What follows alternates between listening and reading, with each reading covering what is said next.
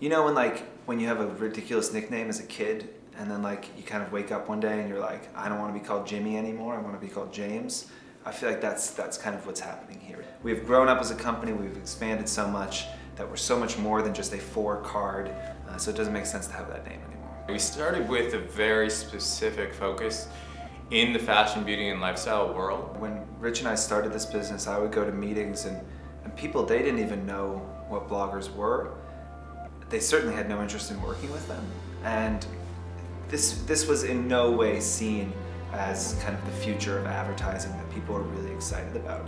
When we started, we had a very specific idea of what we wanted to do, and Fohr Card as a name really served that purpose. It spoke to what we were trying to create with the Fohr Card directory.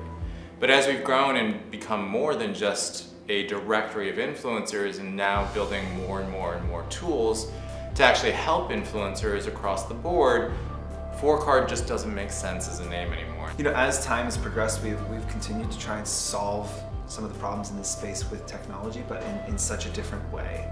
And so it feels, you know, it feels like we've outgrown the card. Over the last 3, 4, 5 years, we've definitely grown into a company that serviced a lot more industries than just those 3. And you know, over that time, just as you know, any baby or child will do, you start to grow a little bit, you start to go through phases, and you change and you grow. That growth means that there's new problems as well that we get to solve. So, you know, in a lot of ways, yes, our company has changed, but it has only changed because the industry has changed so much and grown so much that we've been able to execute on some of the things that I think 5 years ago when Rich and I talked about this, we only kind of dreamed of being able to do. Those things are now reality.